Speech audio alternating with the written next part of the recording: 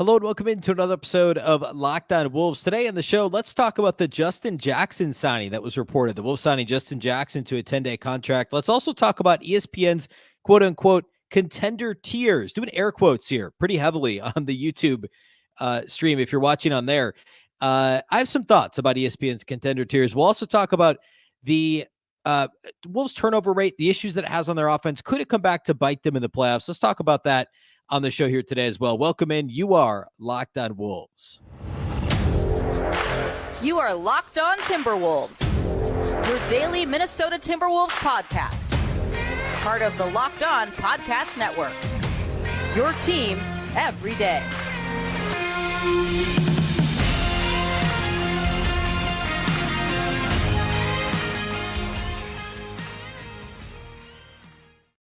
Hello and welcome to the Locked On Wolves podcast, part of the Locked On Podcast Network, your team every day. My name is Beecken. I'm the host of Locked On Wolves. Today's episode is brought to you by LinkedIn Jobs. LinkedIn Jobs helps you find the qualified candidates you want to talk to faster. Post your job for free at linkedin.com/LockedOnNBA. That's linkedin.com/LockedOnNBA to post your job for free.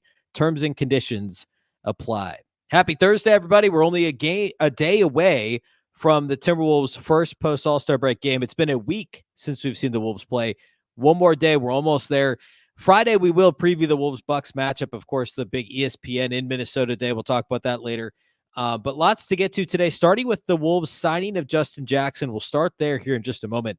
A big thank you off the top for making Locked On Wolves your first listen every day. Of course, this show is free and available everywhere, including YouTube, as well as all of your favorite audio platforms. Wherever you like to listen to podcasts, you can find Locked On Wolves. You can also watch on the Locked On Sports Minnesota app on both Roku and Amazon Fire TV.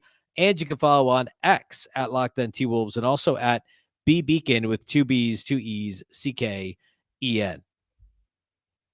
All right, so the Timberwolves signed Justin Jackson on Wednesday. If you're wondering why, I'll give you the quick kind of, 30 seconds behind that.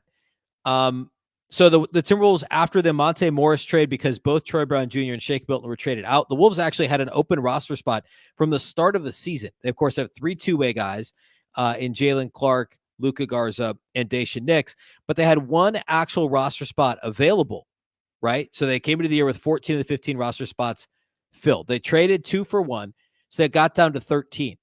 You can only have 13 players on your roster and not get up to 14 for 2 weeks consecutively during the season. And I think there's a limit of 3 or 4 weeks total over the course of the season, but not more than 14 days consecutively. Exactly 2 weeks after the Monte Morris trade, the Timberwolves signed Justin Jackson to a 10-day deal. 10-way deal that wouldn't make any sense unless he was on like 9 different G League teams. They signed Justin Jackson to the 10-day deal. More about him in a second. Of course, there was the Marcus Morris senior report really 2 weeks ago when Patrick Beverley, who of course was ex-teammates with Marcus Morris, said that Morris was heavily leaning toward or was likely to sign with or something like that with the Timberwolves.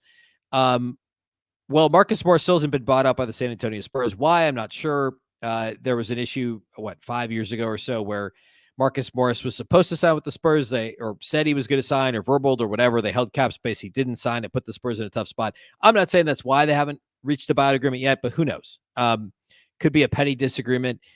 I would imagine at some point he's bought out. As long as he's bought out before March 1st, then Marcus Morris would be eligible to play in the postseason with whichever team he signs with. So there's still, as of today, a week, 7 days to get this figured out. The Wolves do have that open roster spot. So, I without knowing how the exact, down to the dollar works, I think the Wolves could keep Justin Jackson on the 10-day, sign Marcus Morris on February 29th, let Justin Jackson play the last 2 days of his 10-day, let him go. And I think they'd be okay. Certainly from a roster spot standpoint, they'd be fine. They'd be at exactly 15 for a day or two. But from a salary cap standpoint, they don't have a whole lot they have a little over $1 million now. So all that to say, they can still make this work with Marcus Morris or, insert your favorite buyout candidate or actual buyout player here. But so the Justin Jackson signing doesn't necessarily mean they won't sign Marcus Morris. It just means it hasn't. We already knew it hadn't happened yet, but they weren't able to get it done in time for this 2 week essentially time limit where they had to sign somebody. So who's Justin Jackson? Of course, he is a former first-round pick. He was drafted 15th overall by the Kings in 2017 and never quite lived up to the lottery billing. Did Justin Jackson? He's in theory was supposed to be a 3-and-D type guy. The jumper never quite developed, and defensively he was actually pretty disappointing based on his actual physical profile. Right, he's 6'8", big wingspan, and just never really clicked as an NBA player. He played a bunch in Sacramento his first year and a half. He was ultimately traded to Dallas, played a little bit in their rotation for a decent team there for, about a year. He was a bench guy, played 60 minutes a game in the 1920 season, and then bounced around a little bit over the last couple of years. OKC to Milwaukee in the 2021 season. In the 21-22 season, he split it between Boston and Phoenix, but he only played in 7 total games. And then last year, he appeared in 23 games with the Boston Celtics. For his NBA career, over 7 seasons, he's played in 278 games, 18 minutes a game, shot just 31.9, so call it 32% from 3. And again, the defensive metrics are not kind for Justin Jackson. However, this season, and actually the last 3 years, he's played a bunch in the G League. The numbers are much better there. In fact, over the last 3 years in the G League, he's played, this is what, like 65 games or 62 games. Nope, 61 games over the last 3 years. And he shot just a shade under 40% from 3 over the last 3 seasons. This year, 41% from 3 for the Texas Legends. Last year, he averaged 21 points per game. This year, just a shade under 20 points per game. And again, over 41% from 3. That's a profile of somebody that could theoretically help the Wolves. He's also done a pretty good job in terms of, he's obviously a wing, right? He's not initiating a whole lot of offense, but the assist to turnover has been good. Not a super high usage guy, basically is a catch and shoot 3-point shooter who in theory can help you defensively because of his length. He's a depth piece, right? And he's played a role, like when he was in Milwaukee in 21, he technically won a ring that year. He appeared in 1 regular season game, and I actually think he was in a few playoff games with Milwaukee that year. I'm sure garbage time. He played in only 1 regular season game, but he played in 5 postseason games for Milwaukee in 2021. So he clearly signed in Milwaukee, was available for the postseason as a depth player. It's kind of like this happens in baseball all the time, right? Where somebody signs right before the roster cutoff on September 1st, just so that a team can have them potentially for the playoffs, for, a specialist type role or whatever. Like Justin Jackson's not going to be on this team come playoff time, almost certainly, but he gives them another body right now in terms of some depth, just in case. The garbage time depth was getting a little bit short for Minnesota with some of the guys being dinged up and players that were on assignment down in Iowa with the G League team. So this gives the Wolves a little bit of depth until they figure out the Marcus Morris thing, or maybe another buyout deal, which there hasn't been any reporting beyond the Patrick Beverley reporting, and then some supporting stuff from Darren Wolfson. I think John Krasinski said some stuff last week or 2 weeks ago about confirming the Wolves' interest in Marcus Morris. We talked about Marcus Morris on the Basketball Party last week, the Wednesday show that we do on Locked On Sports Minnesota. The audio is on this feed. In fact, the episode prior to this one, if you're listening in the Locked On Wolves audio, is this week's Minnesota Basketball Party. But a couple of weeks ago, we talked about Marcus Morris and about how he is a really good fit in terms of a catch and shoot guy. He can provide some toughness, and a little bit of size in terms of catch and shoot size to the Wolves front court.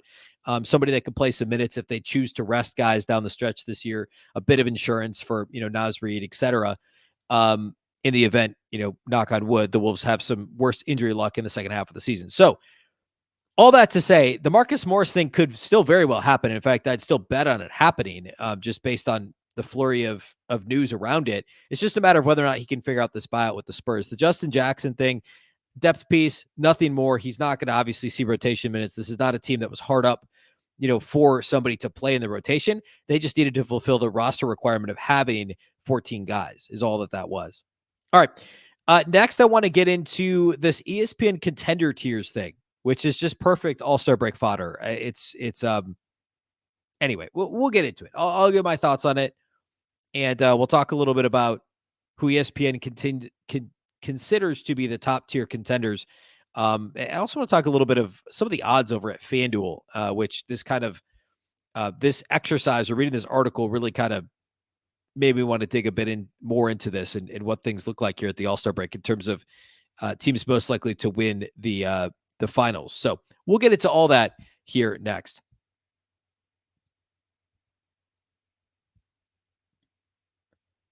Today's episode of Locked On Wolves is brought to us by our title sponsors over at LinkedIn. When you're hiring for your small business, you want to find quality professionals that are right for the role. That's why you have to check out LinkedIn Jobs. LinkedIn Jobs has the tools to help find the right professionals for your team faster and for free. LinkedIn isn't just another job board. LinkedIn has a vast network of more than a billion, that's a billion with a B, professionals, which makes it the best place to hire. It gives you access to professionals when you can't find anywhere else. LinkedIn does all that while making the process easy and intuitive. Hiring is easy when you have that many quality candidates. So easy, in fact, that 86% of small businesses get a qualified candidate within 24 hours. LinkedIn knows that small businesses are wearing so many hats and may not have the time or resources to hire. They're constantly finding ways to help make the process easier. They even just launched a feature that helps you write job descriptions, making the process even easier and quicker. 2.5 million small businesses use LinkedIn for hiring. Post your job for free at linkedin.com/LockedOnNBA. That's linkedin.com/LockedOnNBA to post your job for free. Terms and conditions apply.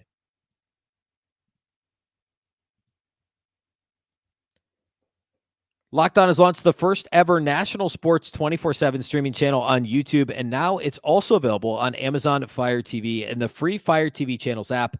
Locked On Sports Today is here for you 24/7, covering the top sports stories of the day with the local experts of Locked On, plus our national shows covering every league. Find Locked On Sports Today now available on the free Fire TV channels app. Okay. So on, I think it was Monday's show, we talked, Monday or Tuesday, we talked about the NBA.com power rankings, which accurately, in my opinion, have the Timberwolves number 2 in the NBA. John Schumann does a great job at NBA.com with his weekly power rankings. Indeed, the Timberwolves are second in net rating, which, in my opinion, should almost directly correlate with overall power rankings if you're going to partake in such an exercise. And I've said before, NBA.com is the only power rankings I will take to heart during the season because so much of it is noise. But here we are. I'm being sucked in. This isn't power rankings exactly, but it's a similar exercise. It's the NBA Contender Tiers over at ESPN. And it's being done by Kevin Pelton, who does a fantastic job and, of course, very analytically inclined, kind of heads up the ESPN analytics, NBA analytics. And I don't know. I'm pretty sure he's just doing these by betting odds.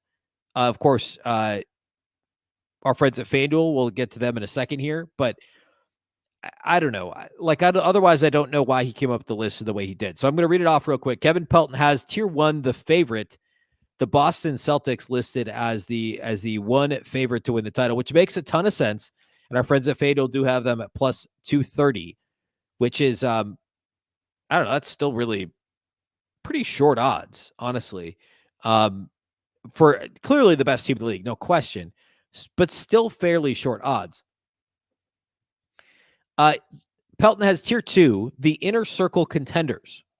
Okay, so you'd think that these might be, I don't know, the number 2 team, number 3 team in each conference. It's not. It's not at all. And I get it. Like, also, again, this is based off the betting odds. This isn't Kevin Pelton running a model and saying, like, hey, here's what's most likely to happen. He's going off of betting odds. Okay, so his tier 2 inner circle is the Denver Nuggets, the LA Clippers, and the Milwaukee Bucks. All right. Now, Denver is 4th in the West. The Clippers are 3rd in the West. The Bucks are 3rd in the East. They're 8.5 games behind the Celtics and 2.5 games behind Cleveland for 2nd. And yet they're in this inner circle contender tier. And I get it. The Bucks have been there, done that, albeit with 2 coaches ago at this point. The Clippers are the Clippers. They have a coach who's been there, done that, albeit not with the Clippers, but they've got, guys like Kawhi who have won a title. Fine. The Nuggets obviously were there and did it last year. So I understand why Vegas believes, and Vegas can bet on people betting on them being the favorites. But all the way down in tier 3 is the hopefuls. You'll find the number 1 team in the Western Conference, the Minnesota Timberwolves, who are number 2 in net rating in the entire league in tier 3 at plus 2,500. Excuse me, plus 2,300 with our friends at FanDuel. In the same tier as the Cleveland Cavs, who are second in the East. They're at plus 2,500. The New York Knicks, who, like, they're 10 games back in the East. Net rating-wise, they're like, I don't know, 7th or something. But the Knicks are in this tier at plus 2,100, which, I'm sorry, like, hey, well, let me get back to this. This is the most absurd thing about it. The Thunder are in there at plus 2,500, so just slightly longer odds than Minnesota. The Sixers are in that tier at plus 3,000, which that's all obviously about Joel Embiid's injury. And then the Phoenix Suns are in that tier as well, and they're just plus 1,400 on FanDuel. So the Wolves are behind 4 teams, the Celtics, obviously, then the Nuggets, Clippers, Bucks, and they're in the same tier as the Cavs, Knicks, Thunder, Sixers, and Suns.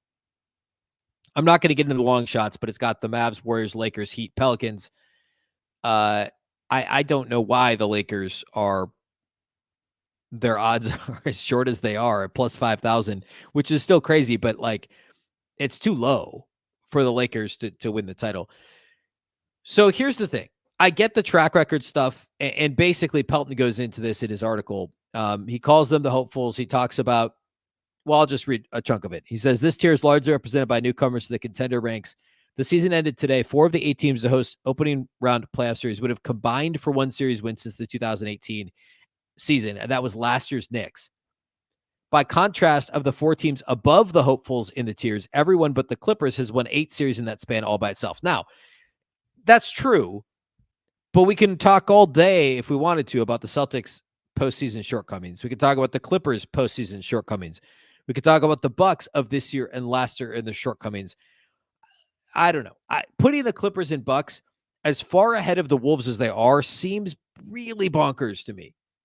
The Clippers are plus 500 on FanDuel. The Bucks are plus 650. The Wolves are almost 4 times that, and more than 4 times the Clippers odds. The Wolves are plus 2,300. Like, I get it. And I get why Vegas says, okay, and why FanDuel, there's people that will bet on this because of, the public money for the LA team, which, speaking of public money, let's talk about the Knicks. The Knicks have better odds than the Timberwolves to win the NBA Finals right now, which is the craziest thing. We could talk net rating. We could talk common opponents or record against the best teams in the league. We could talk standings. The Knicks are 10 back in the East and only a half game up on the 76ers for the 4 seed. The Knicks are a loss away from falling out of home court advantage in the East and needing to face the Sixers or Bucks most likely in the first round of the playoffs. And I get that the West is tougher than the East, and that's baked in here a bit too. I mean, if you look at, well, I don't know. I guess actually, if you look at the Vegas odds, the top 9 teams, I think 5 are from the West and 4 are from the East. So maybe it's not really all that baked in. But for anyone that's taking the Knicks plus 2,100 over the Wolves at plus 2,300, like, what are you doing? The Knicks aren't going to get past the Celtics. That's less likely than the Wolves getting past the teams they're already ahead of in the standings, like the Clippers and the Nuggets and the Suns, who everybody wants to pick. It's just nuts. I don't know. But anyway, back to Pelton. Again, he's just going off of these betting odds. He's not doing any real projections here. At this point, depending on where you look, the Wolves have basically a 60, 65-ish% chance to lock down the number 1 seed in the West, mostly at this point because they've got the advantage, albeit just by a game and a half over OKC. But there is no tiebreaker there. They're tied with OKC. They've already beaten the Clippers twice. So worst case, that's a wash, right? They're not going to lose that tiebreaker. They're up 1-0 on Denver.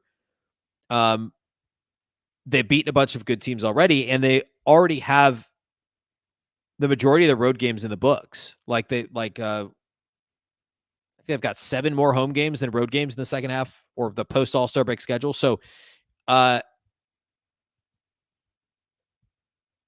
a really good chance the Wolves get the number 1 seed in the West. And there's obviously then a very good chance they get past the first round. Whereas like the Nuggets, if they finish 4th, they're going to have to face the Suns or a healthy Zion and the Pelicans or a healthy Luka and the Mavs. Or, same thing with the Clippers, right? Like, I don't know. It seems pretty crazy to me. And I'm not saying the Wolves should be the favorites. The Celtics should be. And I understand putting the Nuggets and the Clippers in the same conversation as the Wolves. But for there to be that big of a disparity of the Wolves being plus 2,300, the Bucks at plus 650, the Clippers at plus 500, and the Nuggets at plus 440 seems really, really crazy to me. Okay.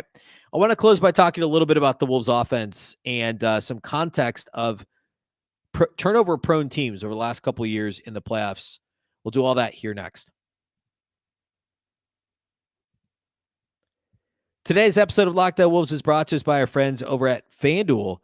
Get buckets with your first bet on FanDuel, America's #1 sportsbook. Right now, new customers get $150 in bonus bets with any winning $5 bet. Again, $150 in bonus bets if your bet wins. You can bet on all your favorite NBA players and teams with quick bets, live same-game parlays, exclusive props, and more.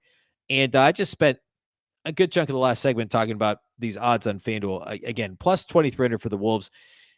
In terms of longer shots, the Thunder at plus 2,500 might actually be, just as good of a bet. The Sixers at plus 3,000, hoping that Embiid gets healthy. That's not a bad bet. I would take the Mavs at plus 3,600 before the Knicks at plus 2,100. Honestly, I get Jalen Brunson's good, but Luka Doncic is better. And I don't know, the Knicks may be a better pound for pound team, but I think given, again, the disparity in the odds, plus 2,100 for the Knicks, plus 3,600 for the Mavs are actually a better bet. I like the Pelicans at plus 5,500, but the Wolves at plus 2,300 to me is still a crazy bet. Again, you can bet on all your favorite NBA players and your favorite teams, like the Wolves at plus 2,300 to win the finals. Over at FanDuel, quick bets, live same game parlays, exclusive props, and more. Visit FanDuel.com/lockedon and shoot your shot. FanDuel, official sportsbook partner of the NBA.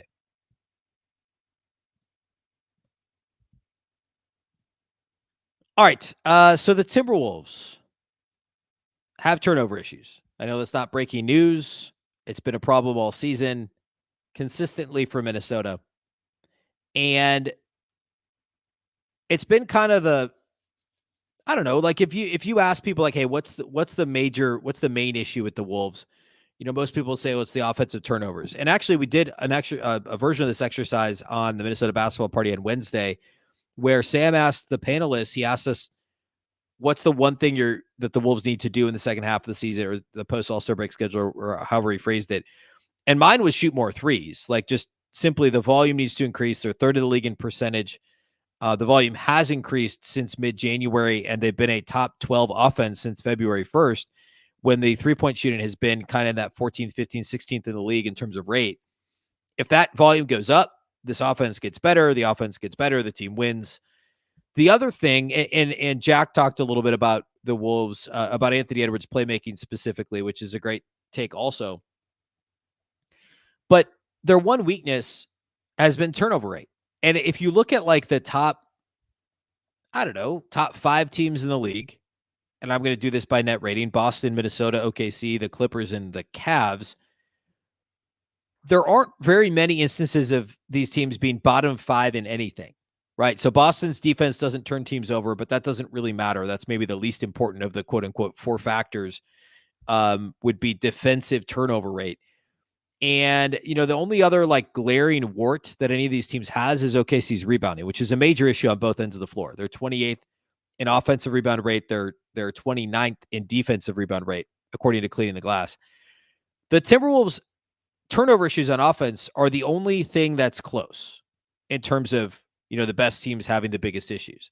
They're 28th in turnover rate, and they're only a half percentage point behind the two teams tied for 30th, which is Utah and Detroit. Of course, two not good teams, especially in the case of Detroit.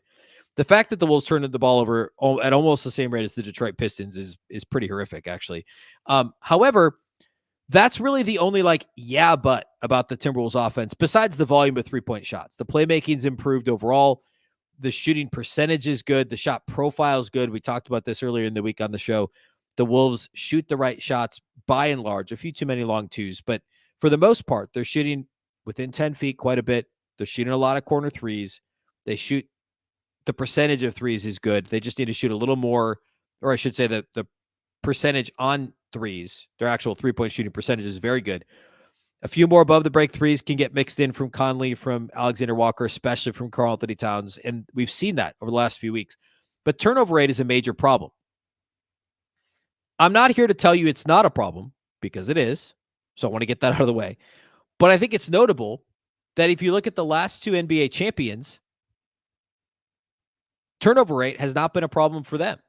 Last year's NBA champions, the Denver Nuggets, were 24th in turnover rate. I'm looking at Basketball Reference, so I'm going to quick pull up the cleaning the glass. So we're talking apples to apples here. Again, the real quick spiel here is cleaning the glass takes out garbage time, which is nice. So according to cleaning the glass, they're 20th in turnover rate. According to Basketball Reference, they're 24th last year. So they were bottom 10, no matter how you slice it, in terms of turnover rate on offense. Similarly to the Wolves, they were, first in effective field goal percentage. So they did everything else really well. They got to the line actually not all that often, but their offense was predicated on Joker passing the ball, which is also why the turnover rate was a little bit high, because Joker's always been a bit turnover prone. That's just the way he plays, high risk, high reward when it comes to his passing. But go back 2 seasons, the 2021-2022 Golden State Warriors, who were a bit of a surprise title winner. We talked about this on Wednesday's show about their offense ranked, 18th, I think it was. Well, actually, I've got it right here. Their offense ranked 17th in the regular season that year. Then they went on to win the title. They were 29th in turnover rate.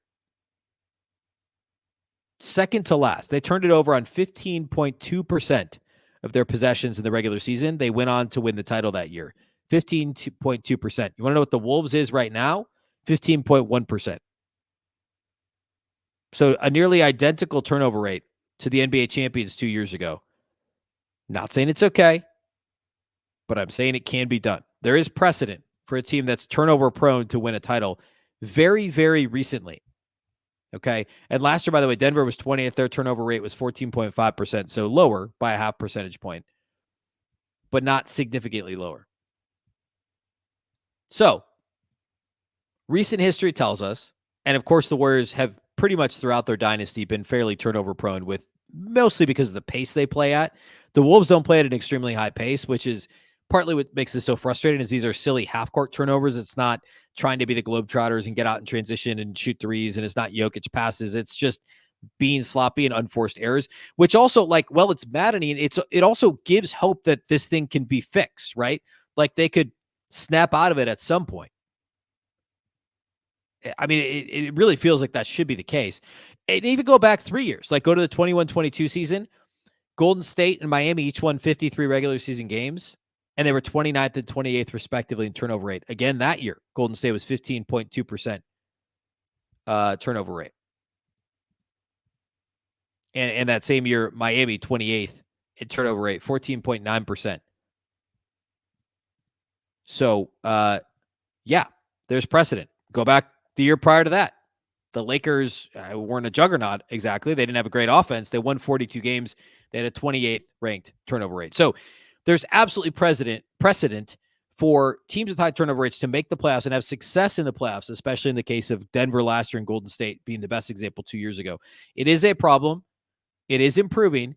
If the volume of three-point attempts goes up and the turnovers go down just a little bit, we could be looking at an offense that's, currently they're 15th. We're not talking about a bottom 10 offense anymore.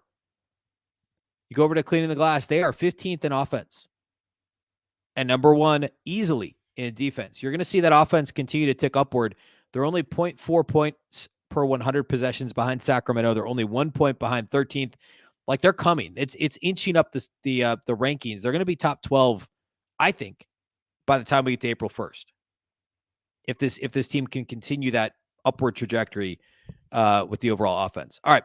That's all we have for you today here on the show. Friday, we'll get into a couple other kind of bigger picture type things before we preview the Bucks game. We'll try and get our hands on an injury report here heading into Wolves Bucks.